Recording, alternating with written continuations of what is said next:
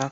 Primeiro, as 6 vantagens da computação em nuvem. Mudar de despesa de capital para despesa variável, ou seja, em vez de ter que investir pesadamente de início, né, em data center e servidores antes de saber como usá-los, a gente pode pagar apenas quando consumir recursos de computação e pagar apenas quanto a gente consome. Então, isso é muito útil, né? Num termo bem simples, né, é o self-service mesmo, é aquilo. O que você botou no prato é o que você vai pagar.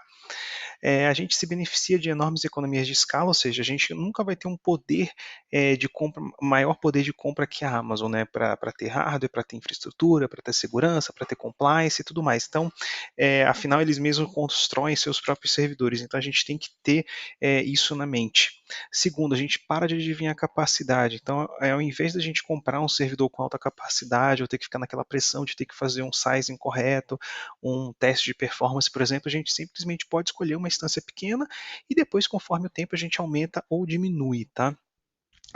Aumenta com isso, né, a velocidade e agilidade, ou seja, com a nuvem a gente pode subir template de aplicação, apenas aplicar nosso código, ou nosso modelo e configurar apenas a capacidade do servidor. Com isso a gente tem nosso negócio online em questão de horas, por exemplo, se a gente tem que subir um website, um e-commerce, está tudo lá pronto, tem template para tudo que é gosto. Parar de gastar dinheiro executando e mantendo o data center. A gente se concentra no que a gente é bom. A gente não precisa mais se preocupar com ar-condicionado, com extintor, com guarda, com nenhum tipo de construção. A gente torna-se global em minutos, afinal, a nuvem pública, especialmente a AWS, está presente globalmente, então, para garantir a melhor experiência para o usuário e menor latência, a gente consegue estar global em questão de realmente de minutos. Os 3 tipos de computação em nuvem. A gente tem infraestrutura como serviço, plataforma como serviço e software como serviço. Então, o resumo das 6 vantagens: trocar despesa de capital por despesa variável, ter os benefícios da economia de escala, parar de adivinhar a capacidade, aumentar a velocidade e agilidade e parar de gastar dinheiro rodando e mantendo data centers. Além disso, ir global em minutos. Os 3 tipos de implementação de computação em nuvem. Nuvem pública, a gente tem a AWS, Azure e Google Cloud. Híbrido é a mistura de público e privado. E a nuvem privada ou no local, né, que é on-premises, você gerencia o seu data center. Também pode ser usado OpenStack ou mesmo o VMware. Os serviços da AWS, né, em alto nível. A gente tem infraestrutura, tem computadores, tem armazenamento, tem banco de dados, tem migração e transferência, tem redes de entrega de conteúdo, que são as CDNs, ferramentas de desenvolvimento, robótica, blockchain, satélite, gerenciamento e governança, serviços de mídia, machine learning, analytics, ah, serviços de segurança, identidade e compliance, mobile, realidade virtual, integração de aplicação, gerenciamento de custos, atração de clientes, aplicações de negócio, streaming de desktop e aplicativos, IoT, desenvolvimento de games, tá? Além disso, a AWS ela tem uma infraestrutura global, como a gente falou, né? Ela está praticamente aí em 69 zonas de disponibilidade, 22 regiões geográficas. É interessante a gente sempre consultar o site da AWS para mais informações antecipadas e atualizadas. A gente tem que pensar numa AZ, né, uma única zona de disponibilidade, como se fosse um único data center. A AZ ela pode ter 2 ou mais data center, mas eles ficam sempre próximos, mas sempre são considerados como uma única AZ, por isso que a gente tem sempre uma alta disponibilidade. Edge Location são endpoints para AWS, eles são usados para cache de conteúdo. Tipicamente consiste no CloudFront, que é a CDN da AWS, que é a Content Delivery Network. Existem mais Edge Locations que regiões atualmente. Atualmente existem mais de 150 Edge Locations. Então, o conceito de Edge Location em si mesmo é para o usuário, por exemplo, estar fazendo um upload ou estar tendo acesso à informação na sua localização. E essas Edge Location que conversam com um ponto central.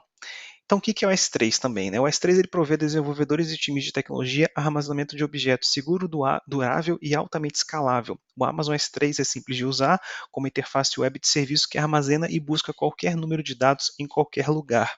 O S3 é um armazenamento seguro para armazenar arquivos, ele é baseado em armazenamento de objetos e o dado é distribuído em vários devices e vários lugares. Lembra do conceito das zonas de disponibilidade, que são as AZs. O básico do S3 é um armazenamento baseado em objetos, isso quer dizer que permite o upload de qualquer arquivo. A gente pode armazenar aí arquivos de 0 bytes até 5 teras, ou seja, um único arquivo pode ter até 5 terabytes. O armazenamento é ilimitado. Os arquivos eles são armazenados em buckets, ou seja, em pastinhas, né? Não é a tradução tradução literal, mas é o conceito, bucket. O S3 ele tem um namespace universal, isso quer dizer que os nomes devem ser únicos de forma global, ou seja, se eu já tenho ali um bucket chamado Guilherme Teles, você não vai conseguir ter ele. Quando você faz o upload de um arquivo para um bucket S3, você vai receber o código de retorno de sucesso com status HTTP 200 code. A consistência de dados tem a consistência de ler e depois escrever para put de novos objetos e a consistência eventual para sobrescrever puts e deletes, ou seja, pode levar um tempo para propagar. Em outras palavras, se você escrever um novo arquivo e ler imediatamente, você vai conseguir ver ele imediatamente, ou seja, para novos arquivos. Agora, se você fizer um update de um arquivo existente ou deletar um arquivo e ler imediatamente, você pode acabar vendo uma versão antiga dele ou não. Basicamente, mudanças em objetos podem levar um tempo para se propagarem. O S3 tem as garantias seguintes da Amazon, construído para prover 99,99% de disponibilidade para a plataforma da S3. A Amazon garante 99,9% de disponibilidade. A Amazon também garante 99, aí os 11 noves, né, de durabilidade para as informações. O S3 tem as funcionalidades de armazenamento em camadas, que é tiered, gerenciamento de ciclo de vida, ou seja, você pode transicionar em diferentes tipos de armazenamento, encriptação, exclusão por MFA, ou seja, te garante um compliance de segurança a mais, ou seja, um controle a mais, e garante a segurança usando Access Control List e Bucket Policies, que são as listas de controle de acesso e as políticas de bucket. As classes de armazenamento, a gente tem Standard, S3 Infrequent Access, One Zone Infrequent Access e S3 Classificação Inteligente, que é o S3 Intelligent Tiering. E para o Glacier a gente tem dois modelos, né? O Glacier tradicional e o Glacier Deep Archive, que você tolera um tempo de recuperação de 12 horas. Para a gente criar um site no S3, você pode usar as políticas de bucket para tornar o bucket inteiro público e você pode usar a AWS S3 para hospedar sites estáticos, ou seja, .html. Os websites que requerem conexões com bancos de dados como WordPress não podem ser armazenados no S3. E o S3 ele escala automaticamente para atender a sua demanda. Muitas empresas usam sites estáticos no S3 quando pensam em receber um alto número de conexões. O CloudFront, como eu já falei, é a CDN da AWS, ela pode dar o conteúdo para o usuário com base na localização geográfica dele e origem da página do web em um servidor de entrega de conteúdo. Então, basicamente, é esse o desenho, né? O usuário está em qualquer lugar do continente e aí o próprio CloudFront centraliza isso para, por exemplo, se você fez um deploy disso na Europa. O CloudFront também pode ser usado para você não dar acesso diretamente para S3, ou seja, para sites estáticos, é muito útil caso você tenha budget para isso. O S3 Edge Location é um local em que o conteúdo será armazenado em cache, isso é separado para uma região da AWS. Origin, essa é a origem de todos os arquivos que a CDN distribuirá, pode ser um S3 Bucket, uma instância EC2 ou um Elastic Load Balancer ou mesmo Route 53, que é o serviço de DNS. Distribution, esse é o nome dado à CDN, que consiste em uma coleção de locais de borda. E então a gente tem esse o conceito, né? Quando a gente está com o usuário aí na borda, por exemplo, ali na América do Sul, em São Paulo, essa é a Edge Location, né? Então a gente tem Edge Location, Multiple Edge Location e Regional Edge Caches. O CloudFront ele pode ser usado para fornecer conteúdo como todo o site, incluindo conteúdo dinâmico, estático, streaming e interativo. Tudo isso é uma rede global de locais de borda, ou seja, as Edge Locations. As solicitações para o seu conteúdo são roteadas automaticamente para o local de borda mais próximo para que o conteúdo seja entregue com o melhor desempenho possível. Então, lembrar que a Edge Location é o local em que o conteúdo será armazenado em cache, isso é separado para uma região da AWS, e Origin, essa é a origem de todos os arquivos que a CDN distribuirá. Pode ser um S3 Bucket, uma instância do EC2, ou Elastic Load Balancer, ou Route 53. Distribution é o nome dado à CDN que consiste em uma coleção de locais de borda. As Edge Location não são usados apenas para leitura, também podem ser usados para escrita, como por exemplo para o S3 Transfer Acceleration. E os objetos são armazenados por um TTL, ou seja, um Time to Live. Você pode limpar periodicamente os objetos em cache, mas você vai ser cobrado por isso. EC2 é realmente o serviço de computação da AWS e reduz o tempo necessário para obter e inicializar novas instâncias de servidor em minutos, permitindo que você reduza rapidamente a capacidade, tanto para cima quanto para baixo, de acordo com os seus requisitos. Os modelos de preço, você tem sob demanda, reservado, que você tem em termo de contrato de 1 de 3 anos, e spot, que você diz quanto você quer pagar, e os hosts dedicados, que é para usos específicos de licença ou mesmo de compliance. Além disso, as roles, elas são seguras para armazenar suas chaves de acesso individuais são mais seguras, aliás, do que armazenar suas chaves de acesso individuais nas instâncias EC2, são fáceis de gerenciar e roles podem ser atribuídas após a criação das instâncias também. Elas são universais, ou seja, você pode usá-la em qualquer região, visto que o IAM é um recurso global. Elastic Load Balancer, a gente tem três tipos, o Application Load Balancer, o Network Load Balancer, que é bem rápido e permite a exposição de um IP, e o Classic Load Balancer. Erro 504 significa que o gateway expirou, ou seja, o aplicativo não está respondendo dentro do período limite de tempo. Problemas com a aplicação, ver se o servidor web ou o servidor de banco de dados, e se você precisar de IPv4 para o seu usuário final, ou seja, você precisa saber o IP do seu usuário final, a gente tem que procurar no cabeçalho X-Forwarded4. O banco de dados relacional. Bancos de dados relacionais eles são praticamente o que usamos até hoje. Eles foram inventados nos anos 70 e eles são praticamente como uma tabela de Excel. É composto do banco de dados, tabela, linha, campos e colunas. Um exemplo está aí. As colunas ID, primeiro nome, segundo nome e sexo, e as linhas 1, 2, 3, 4, 5. Os bancos de dados relacionais suportados pela AWS são a SQL Server, Oracle, MySQL Server, PostgreSQL, Aurora e o MariaDB. O Aurora é o banco de dados da AWS.